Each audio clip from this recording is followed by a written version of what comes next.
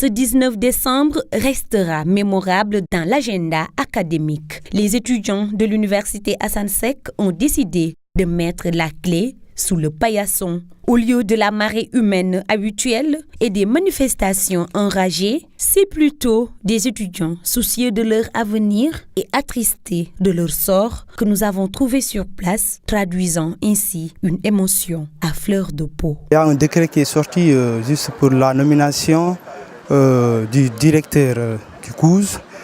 Bon, ça s'ajoute du fait qu'on a donné au directeur une subvention de 750 millions, ce que disent les délégués, et ils jugent cette situation non nécessaire du fait que ce budget ne peut pas couvrir toute l'université durant toute l'année scolaire. Ce que nous vivons ici apparemment à l'université, c'est très difficile. Le réseau ne fonctionne pas apparemment correctement. Donc on a un seul repas dans la journée, le repas de l'après-midi.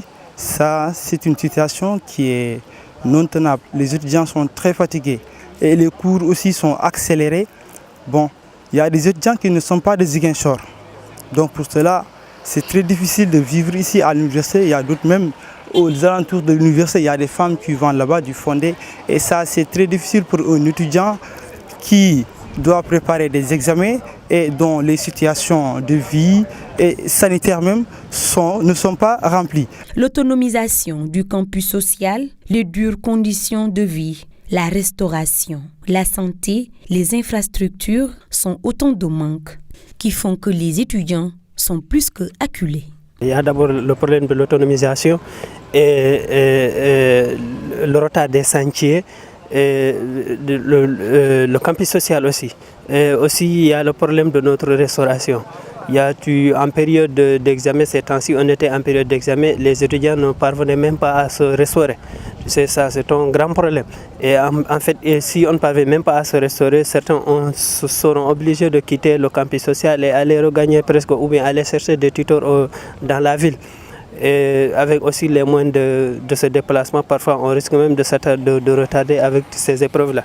L'université vient de fermer ses portes et les étudiants ont décrété une grève illimitée. En attendant, les médiateurs essaient de calmer les ardeurs, à commencer par le roi de Cabros, qui a convoqué l'amicale ce matin chez lui.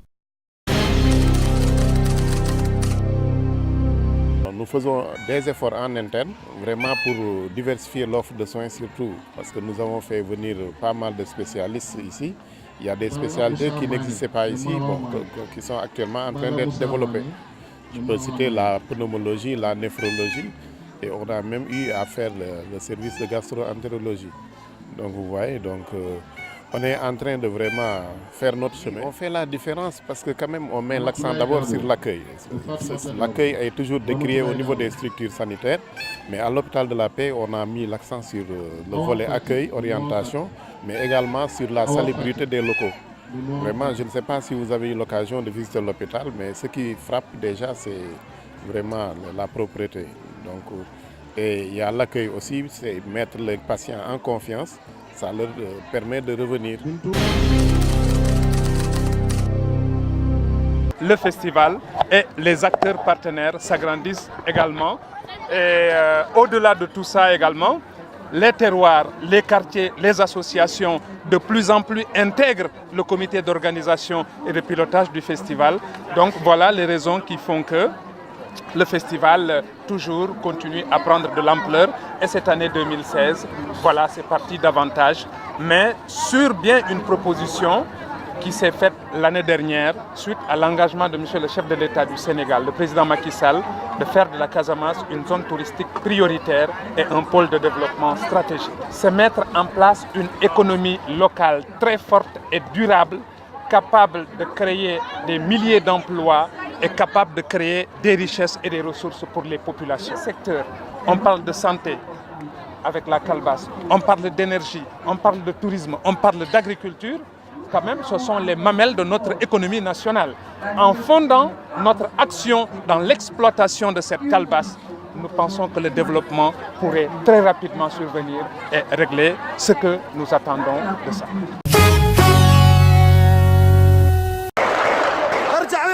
Une fusillade a fait au moins 10 morts à Karak, une ville touristique de l'ouest de la Jordanie.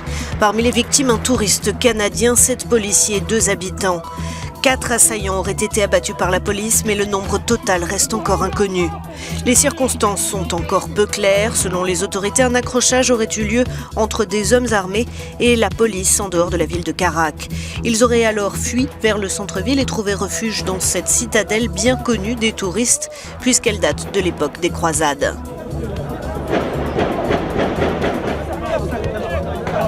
Les visiteurs ont été pris au piège. Il aura fallu plusieurs heures à la police jordanienne avant d'évacuer les personnes. En tout, il y aurait eu 27 blessés. Aucun groupe n'a revendiqué la fusillade pour l'instant.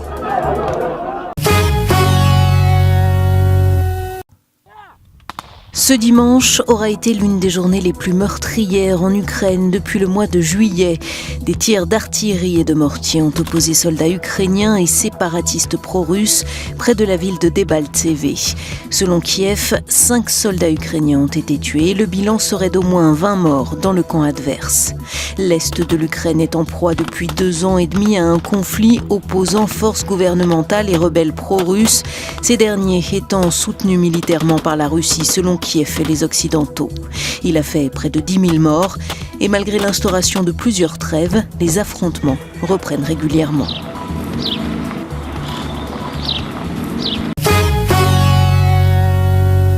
Pour sortir la Gambie de l'impasse politique.